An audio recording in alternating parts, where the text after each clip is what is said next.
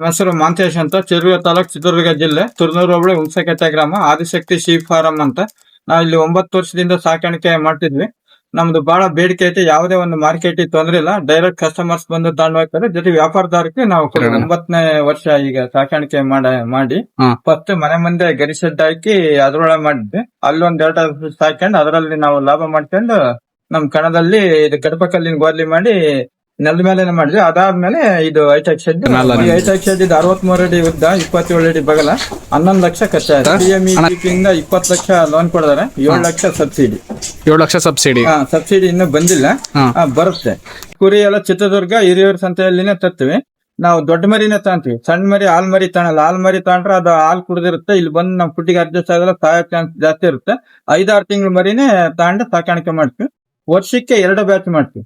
ಸೂನ್ಯವು ಮತ್ತೆ Bakrid 2 batch target ಮಾಡಿ ಬಕ್ರೀದ್ ದೊಡ್ಡ ಮರಿನ ತಗೊಂಡು ನಾನು ಸಾಕ್ತೀನಿ. ಈಗ ಆಯ್ತು, ನೀವು ಸಂತೆಯಲ್ಲಿ ಎಷ್ಟು ತಿಂಗಳು ಮರಿ ತರ್ತೀರ ಅಂದ್ರೆ? ಸಂತೆಯಿಂದ 6 ರಿಂದ 7 ತಿಂಗಳು ದೊಡ್ಡ ಮರಿನ ತಗೊಂಡು 6 ರಿಂದ 7 ತಿಂಗಳು ತಂದಿ. ಮತ್ತೆ ಇಲ್ಲಿ ಎಷ್ಟು ತಿಂಗಳು ಸಾಕ್ತೀರಿ? 4 ರಿಂದ 5 ತಿಂಗಳು, ವರ್ಷಕ್ಕೆ 2 ಬ್ಯಾಚ್ ಸಾಕ್ತೀನಿ. ಒಟ್ಟಿಗೆ ಇಲ್ಲಿ ತಂದು 4-5 ತಿಂಗಳು ಸಾಕಿ ಮತ್ತೆ ನಂತರ ಮಾರ್ತೀರಾ? ಮತ್ತೆ ಮಾರಾಟ ಮಾಡ್ತೀವಿ. ಅಂದ್ರೆ ಈಗ ಸರ್ ಇಲ್ಲಿ ಇಲ್ಲಿಗೆ ತಗೊಳಕ್ ಬರ್ತಾರ, ನೀವು ತಿರ್ಗಾ ಮತ್ತೆ ಸಂತೆಗೆ ತಗೊಂಡ್ ಹೋಗ್ತೀರಾ? ಇಲ್ಲಿಗೆ ನಾವು ಎಂದು ಒಂದು ಮರಿನ ಸಂತೆ ಮಾರಿಲ್ಲ. ವ್ಯಾಪಾರದವರು ಬರ್ತಾರೆ, ಡೈರೆಕ್ಟ್ ಕಸ್ಟಮರ್, ಫಂಕ್ಷನ್ ಮಾಡೋರೆಲ್ಲ ಬರ್ತಾರೆ. ನಾವು ಇಲ್ಲೇ ಈಗ ಸಿಂಗಲ್ ಆಗಿ ಒಬ್ಬೊಬ್ಬರು ಒಂದೊಂದ್ ಕುರಿ ಆದ್ರೂ ಕೊಡ್ತೀರಿ? ಕುರಿ ಆದ್ರೂ ಕೊಡ್ತೀನಿ. ಇಡೀ ಶೆಡ್ 100 ಮರಿ ಇದ್ರೆ 100 ತಗೊಂಡ್ರು ಕೊಡ್ತೀನಿ. ಈಗ ಹಬ್ಬ ಫಂಕ್ಷನ್ ಇದು ಯಾರು ಬಂದ್ರು ಕೊಡ್ತೀರಾ? ಫಂಕ್ಷನ್ ಹಬ್ಬದಾರ ಎಲ್ಲ ಬಂದು ಇವಾಗ ಆಲ್ರೆಡಿ ಅಂದ್ರೆ ನಿಮ್ಮಲ್ಲಿ ಹೆಣ್ ಕುರಿ ಇರಲ್ಲ, ಬರೀ ಟಗರುಗಳು ಇರ್ತದೆ? ಬರೀ ಟಗರುಗಳ ಸಾಕೋದು. ನಾನ್ ಲೋಕಲ್ ಸೆರೆ ಮರಿನೇ ಸಾಕೋದು. ಹೆಂಗುರಿ ಎಳಗ ಸಾಕ. ನಿಮ್ದಲ್ಲಿ ಸಾಕಿರೋದು ತಳಿ ಯಾವ್ದು? ಇದು ಡಕಣಿ ಅಂತ ತಳಿ, ನಾಟಿ ತಳಿ. ನಾಟಿ ತಳಿನೇ ಇದು ಮಾರ್ಕೆಟಿಂಗ್ ಜಾಸ್ತಿ ಇರೋದು ಚಿತ್ರದುರ್ಗದಲ್ಲಿ. ಕೆಂಗುರಿ ಮತ್ತೆ ಎಳಗಕ್ಕೆ ಅಷ್ಟು ಡಿಮ್ಯಾಂಡ್ ಇಲ್ಲ ಚಿತ್ರದುರ್ಗದಲ್ಲಿ. ಬೇರೆ ಯಾವ ತಳಿ ಬರ್ತದೆ ಇದರಲ್ಲಿ? ಅಲ್ಲ, ಕೆಂಗುರಿ ಎಳಗ ಎಲ್ಲ ಬೇರೆ ಬ್ರೀಡ್ ಬರುತ್ತೆ. ಇದು ಬಂಡೂರು ಅದೆಲ್ಲ ಈ ಕಡೆ ನಾನ್ ಸಾಕೋದು ಈ ಲೋಕಲ್ ತಳಿ, ನಮ್ಮ ಡಕಣಿ ತಳಿನೇ. ಸಿನ್ನೂರ್ ತಳಿ ಬರುತ್ತಲ್ಲ ಅದು? ಅಲ್ಲ, ಇಲ್ಲಿ ನಮ್ ಚಿತ್ರದುರ್ಗ ಮಾರ್ಕೆಟ್ ಕಡಿಮೆ. ಅಂದ್ರೆ ನಿಮಗೆ ನಮ್ ಪ್ರಕಾರ ಈಗ ಬೇರೆ ಯಾರೆಲ್ಲ ಶೆಡ್ ಮಾಡ್ಬೇಕಂತ, ಕುರಿ ಸಾಗಾಣಿಕೆ ಮಾಡ್ಬೇಕಂತ ಬಹಳ ಜನ ಅಂದ್ಕೊಂಡಿದ್ದಾರೆ. ಈಗ ನಿಮ್ ಸಜೆಷನ್ ಪ್ರಕಾರ ಹೇಳ್ಬೇಕಂದ್ರೆ ಯಾವ ತಳಿ ಸಾಕಿದ್ರೆ ಒಳ್ಳೆ ಲಾಭ ಮಾಡೋದು? ಅವ್ರವ್ರ ಲೋಕಲ್ ಅಲ್ಲಿ ಯಾವ ತಳಿಗೆ ಬೇಡಿಕೆ ಇರುತ್ತೋ ಅದು ಸಾಕಾಣಿಕೆ ಮಾಡಿದ್ರೆ ಬಹಳ ಒಳ್ಳೇದು. ಈಗ ನಿಮ್ ಚಿತ್ರದುರ್ಗದಲ್ಲಿ ಓಡೋದು ನಾಟಿ ಕುರಿ, ಕರೆ ಕುರಿನೇ ಓಡೋದಿಲ್ಲ ಚಿತ್ರದುರ್ಗ. ಈಗ ನಿಮ್ದು ಎಷ್ಟು 7 ತಿಂಗಳು ತರ್ತಿರಲ್ಲ, 7 ತಿಂಗಳು ಎಷ್ಟು ತೂಕ ಇರ್ತದೆ? ಅಲ್ಲ, ತೂಕ ಅಂದ್ರೆ ಒಂದ್ 25 ಕೆಜಿ ಲೈವ್ ವೇಟ್ ಒಳಗಿರುತ್ತೆ. ನಾವು ಕೊಡ್ಬೇಕಾದ್ರೆ 50 ರಿಂದ 58, 60 ಕೆಜಿ ವರೆಗೂ ಲೈವ್ ವೇಟ್ ಬರುತ್ತೆ. ರೇಷ್ಮೆ ಸೊಪ್ಪು ಇವಕ್ಕೋಸ್ಕರನೇ ರೇಷ್ಮೆ ಬೆಳೆಸಿದೀನಿ. ಮುಂಚೆ ರೇಷ್ಮೆ ಸೆಡೆ ಸೊಪ್ಪು ಹಾಕಿದ್ದೆ. ಸೆಡೆ ಸೊಪ್ಪು 3 ವರ್ಷಕ್ಕೆ ಹೋಗಿಬಿಡುತ್ತದೆ. ಅದಕ್ಕೆ ರೇಷ್ಮೆ ಸೊಪ್ಪು ಮತ್ತೆ ರಾಗಿ ಹುಲ್ಲು ಫೀಡಿಂಗ್ ಇದು ಮೆಕ್ಕೆಜೋಳ ಕೊಡ್ತೀನಿ. ಬೆಳಗ್ಗೆ ಸಂಜೆ 2 ಟೈಮ್. ಸ್ಟಾರ್ಟಿಂಗ್ ತಂದಾಗ 1 ಟೈಮ್ ಕೊಡ್ತೀನಿ. ದೊಡ್ಡವಾದಂಗೆಲ್ಲ 2 ಟೈಮ್ ಕೊಡ್ತೀನಿ. ನಿಮ್ ಪ್ರಕಾರ ಚೆನ್ನಾಗಿರೋ ತೂಕ ಬರ್ಬೇಕು, ಎಲ್ಲ ರೋಗ ಇಲ್ದಂಗ್ ಮುಕ್ತ ಕುರಿಗಳು ಬರ್ಬೇಕಂದ್ರೆ ಏನೇನ್ ಫೀಡಿಂಗ್ ಕೊಟ್ರೆ ಒಳ್ಳೇದು? ಮೆಕ್ಕೆಜೋಳದ ಜೊತೆ ಶೇಂಗಾ ಹಿಂಡಿ, ಸೋಯಾಬೀನ್, ಸ್ವಲ್ಪ ಗೋಧಿ ಕೊಟ್ರೆ ಒಳ್ಳೇದು. ನಾನು ಎಲ್ಲ ಖರ್ಚು ಜಾಸ್ತಿ ಆಗುತ್ತಂತ ಬರೀ ಮೆಕ್ಕೆಜೋಳನೇ. ಈಗ ಬಹಳಷ್ಟು ಜನ ಈಗ ಕುರಿ ಶೆಡ್ ಮಾಡ್ಬೇಕಂತ, ಸಾಗಾಣಿಕೆ ಮಾಡ್ಬೇಕಂತ ಬರ್ತಿದ್ದಾರೆ. ನಿಮ್ ಸಜೆಷನ್ ಪ್ರಕಾರ ಈಗ ಸ್ಟಾರ್ಟಿಂಗ್ ಈಗ ಈ ತರ ದೊಡ್ಡದಾಗ್ ಮಾಡೋದು ಶೆಡ್ ಒಳ್ಳೇದಾ, ಇಲ್ಲ ಚಿಕ್ಕದಾಗ್ ಮಾಡ್ಕೊಂಡು ಆಮೇಲೆ ಇದ್ ಮಾಡ್ಕೊಳ್ಳೋದು ಒಳ್ಳೇದಾ? ಇಲ್ಲ ಸರ್, ಸ್ಟಾರ್ಟಿಂಗ್ ನಾವು ಚಿಕ್ಕ ನೆಲದ ಮೇಲೆ ಮಾಡ್ಕೊಂಡು ಕೂಡ ಪದ್ಧತಿ ಮಾಡಿ ಖರ್ಚಿಗೆ ಶೆಡ್ ಜಾಸ್ತಿ ಬಂಡವಾಳ ಹಾಕಬೇಕು. ಖರ್ಚು ಕಡಿಮೆ ಮಾಡ್ಕೊಂಡು ನೆಲದ ಮೇಲೆ ಸಾಯ್ಕೊಂಡು ಅದರಿಂದ ಲಾಭ ತಗೊಂಡು ಆಮೇಲೆ ಹೈಟೆಕ್ ಶೆಡ್ ಮಾಡ್ಕೊಂಡ್ರೆ ಒಳ್ಳೇದು ಸರ್. ನೀವೇನ್ ಹೇಳ್ತೀರ ಅಂದ್ರೆ ಫಸ್ಟ್ ಅದರಿಂದ ಚಿಕ್ಕದಾಗಿ ಮಾಡ್ಕೊಂಡು ಅದ್ರಲ್ಲಿ ಲಾಭ ತಗೊಂಡು ಆ ಲಾಭ ದುಡ್ಡಿನಲ್ಲಿ ಇದ್ ಮಾಡ್ಕೊಂಡ್ರೆ ಒಳ್ಳೇದು. ಹೈಟೆಕ್ ಶೆಡ್ ಮಾಡ್ಕೊಂಡ್ರೆ ನಮ್ಗೆ ಒಳ್ಳೇದು. ಸ್ಟಾರ್ಟಿಂಗ್ ಶೆಡ್ ಜಾಸ್ತಿ ಬಂಡವಾಳ ಹಾಕಿ ಮರಿಗೆ ದುಡ್ಡು ಇಲ್ದಂಗ್ ಮಾಡ್ಕೊಂಡ್ರೆ ನಮ್ಗೆಲ್ಲ ಲಾಸ್ ಆಗುತ್ತೆ. ಮರಿ ಒಳ್ಳೆ ಮರಿನ ಚಾಯ್ಸ್ ಮಾಡ್ಬೇಕು. ಈಗ ಮರಿನ ಚಾಯ್ಸ್ ಮಾಡ್ಬೇಕಂತ ಹೇಳಿದ್ರಲ್ಲ, ಮರಿನ ಯಾವ ತರ ಫಸ್ಟ್ ಯಾವ ಗುಣಲಕ್ಷಣಗಳು ಇರ್ತವೆ ಚಾಯ್ಸ್ ಮಾಡ್ಬೇಕಾದ್ರೆ? ಅದು ಆಕ್ಟಿವ್ ಆಗಿರ್ಬೇಕು, ಜಾಡ್ ಇರ್ಬೇಕು, ಎತ್ತರ ಇರ್ಬೇಕು, ಮುಂದೆ ಬೆಳವಣಿಗೆ ಆಗುತ್ತೆ ನಮಗೆ. ಈಗ ಅದರಲ್ಲಿ ಅಲ್ಲು ಏನಾದ್ರು ನೋಡ್ತೀರಾ? ಅಲ್ಲೇನ್ ನೋಡಲ್ಲ. ಮರಿ ಆಕ್ಟಿವ್ ಆಗಿರೋದ್ನ ಜಾಡ್ ಜಂಪ್ ಇರೋ ಮರಿನ ಸೈಜರ್ ಮರಿ ತಗೊಂಡ್ರೆ ಮುಂದೆ ಒಳ್ಳೆ ಸೈಜ್ ಬರುತ್ತೆ. ಈಗ 9 ತಿಂಗಳು ಎಷ್ಟು ತಿಂಗಳು ಮರಿ ತರ್ತೀರಾ ನೀವು? ಒಂದು 6 ರಿಂದ 7 ತಿಂಗಳು ತರ್ತೀರಾ. ನಿಮಗೆ ಎಷ್ಟು ಖರ್ಚು ಬೀಳುತ್ತೆ 6 ರಿಂದ 7 ತಿಂಗಳು ಮರಿ ಅಂದ್ರೆ? ನಾವು ಒಂದು 10 ರಿಂದ 12,000 ವರೆಗೂ ಮರಿ ತಗೊಂತೀನಿ. ನೀವು ಮಾರ್ಬೇಕಾರೆ ಬಕ್ರಿ ಟೈಮ್ನಾಗ 22-23 ಸಾವಿರಕ್ಕೆ ಒಂದೊಂದು ಮರಿ ಹೋಗ್ತವೆ. ಮಾಮೂಲಿ ಟೈಮ್ನಾಗ ಆದ್ರೆ 18 ರಿಂದ 20,000 ಒಳಗೆ. ಇಲ್ಲಿವರೆಗೂ ನೀವು ಬೆಳೆದಿರೋ ಕುರಿಯಲ್ಲಿ ಜಾಸ್ತಿ ಎಷ್ಟು ತೂಕ ಬೆಳೆದಿದ್ದೀರಾ? ಎಷ್ಟು ಲಾಸ್ಟ್ ಅಂದ್ರೆ ನಮ್ ನಾಟಿ ಕುರಿ 60 ಕೆಜಿ. 60 ಕೆಜಿ ತನಕ ಬೆಳೆದಿದ್ದೀರಾ? 60 ಕೆಜಿ ತನಕ ತೂಕ ಲೈವ್ ವೇಟ್ ಬಂದಿದೆ. ಈಗ ಎಲ್ಲಿಂದ ಸ್ಟಾರ್ಟ್ ಆಗುತ್ತೆ ನಿಮ್ ರೇಟ್? ನಿಮ್ ತಗೊಂಡ್ ಹೋಗ್ಬೇಕು ಒಬ್ಬರು ಬಂದ್ರಿ ರೇಟ್ ಎಲ್ಲ 18,000 ಮೇಲೆ. 18,000 ಮೇಲೆ 18,000 ರಿಂದ 23,000 ವರೆಗೂ ಮಾರ್ತೀರಾ? ಹೆಚ್ಚಾಗಿ ರೋಗಗಳು ಯಾವ್ಯಾವ ಬರ್ತಾ ಇದಾರೆ? ಹೆಚ್ಚಾಗಿ ರೋಗ ಬರೋದಂದ್ರೆ ಇದು ನವೆಂಬರ್ ಡಿಸೆಂಬರ್ ಅಲ್ಲಿ ಬ್ಲೂ ಟ್ಯಾಂಗ್ ಬರುತ್ತೆ. ಬ್ಲೂ ಟ್ಯಾಂಗು ಮತ್ತೆ ಇದು ಇಟಿ ಫೀವರ್ ಅದು ವ್ಯಾಕ್ಸಿನ್ ಬರುತ್ತೆ. ಅವನ್ನೆಲ್ಲ ಮಾಡ್ಲೇಬೇಕು. ಬ್ಲೂ ಟ್ಯಾಂಗು ಬಹಳ ಇದು ಜ್ವರ ಬರುತ್ತೆ.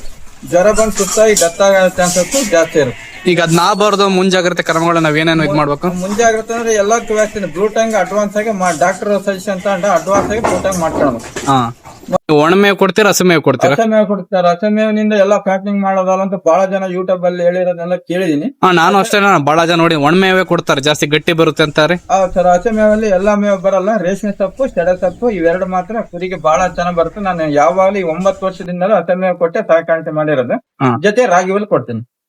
ಈಗ ನಿಮ್ ಪ್ರಕಾರ ಹಸಿಮೇವು ಬೆಸ್ಟ್ ಇಲ್ಲ ಒಣಮೇವ್ ಬೆಸ್ಟ್ ಇಲ್ಲ ಎರಡು ಕೊಟ್ರೆ ಒಳ್ಳೇದ?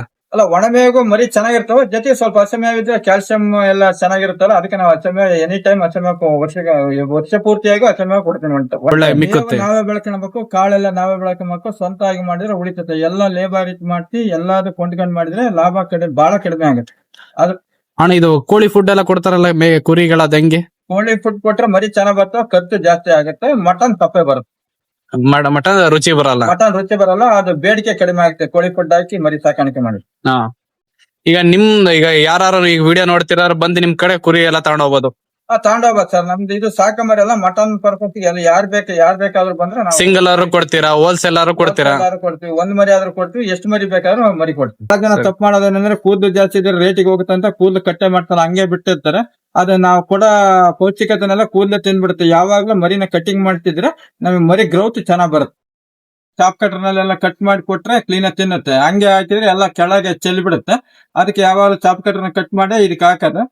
ಇದು ಚೆನ್ನಾಗ್ ತಿನ್ನುತ್ತೆ, ವೇಸ್ಟ್ ಏನಾಗಲ್ಲ. ವೇಸ್ಟ್ ಇಲ್ಲಿ ಏನೋ ನಾನು ಮುಸ್ನಲ್ಲಿ ಕೇಳಿದ್ರೆ ಇದು ಗ್ರೀನ್ ಮ್ಯಾಟ್ ಆಯ್ತು, ಮತ್ತೆ ಕಸ ಬಳದೆಲ್ಲ ಇದಕ್ಕೆ ಹಾಕಿದ್ರೆ ಮತ್ತೆ ತಿನ್ನುತ್ತದೆ. ಅಣ್ಣ, ಇದು ಹಾವೇರಿದ್ದ 2 ಮರಿ ತರಿಸಿದ್ವಿ. ಫೈಟರ್ ಮರಿ ಬಕ್ರಿ ಪರ್ಪಸ್ 2 ಸಾಕಿದ್ವಿ. ಇದು 60 ರಿಂದ 70 kg ಲೈವ್ ವೇಟ್ ಬರುತ್ತೆ ಅಣ್ಣ. ಇದ್ರ ಸಣ್ಣ ಕಿವಿ ಇರುತ್ತೆ, ದೊಡ್ಡ ಕೋಡ್ ಬರುತ್ತೆ, ಬ್ಲಾಕ್ ಮರಿ ಇರುತ್ತೆ ಅಣ್ಣ. ಎಷ್ಟು ತಿಂಗಳಿಂದ ಇದ್ದಾಗ ತರ್ತೀರಣ್ಣ ಇದನ್ನು? ಅಣ್ಣ, ಇದು ಆಲೆ ಒಂದು 8 ತಿಂಗಳಿಂದ ತಂದಿದ್ವಿ. ಹಾ.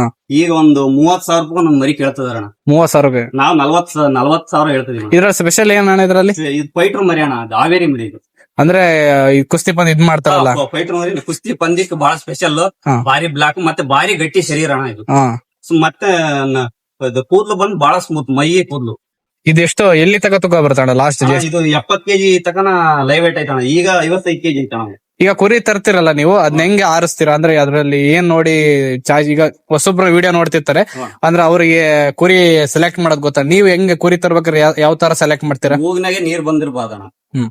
ಮತ್ತೆ ಕಣ್ಣು ಅದೆಲ್ಲ ಸ್ವಚ್ಛ ಇರ್ಬೇಕಣ. ಮತ್ತೆ ಕಾಲ್ ಸೊಟ್ಟ ಇರ್ಬಾರ್ದು ಮರಿ ಫಾರಮ್ನೆ ಸಾಕಕ್ಕೆ.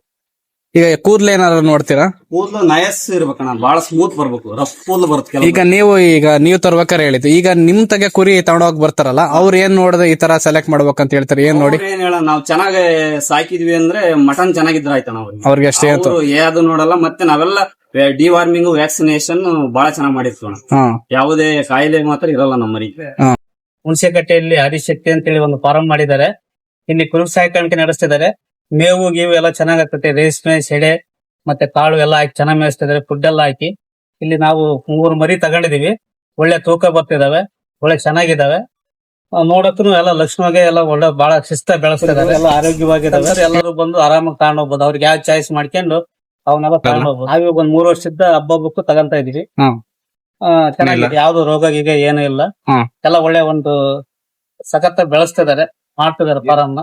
ಸರ್, ಇದು ಕುರಿ ಸಾಕಾಣಿಕೆ ಮಾಡಿದ್ರೆ ಬರೀ ದುಡ್ಡಿನೆಲ್ಲ ಗೊಬ್ಬರ ಆಗುತ್ತೆ. ನಮ್ದು ಹೋದ ವರ್ಷ 16 ಲೋಡ್ ಗೊಬ್ಬರ ಆಗಿತ್ತು. ಅಂದ್ರೆ ವರ್ಷಕ್ಕೆ 100 ಕುರಿ ಮತ್ತೆ 2 ಎಮ್ಮೆ 2 ಎತ್ತಿಂದ ಸೇರಿ ನಾವು ಗೊಬ್ಬರ ಮಾಡಿದ್ರೆ ಇಲ್ಲಿ 10,000 ರೂಪಾಯಿ ಲೋಡ್ ಹೋಗುತ್ತೆ.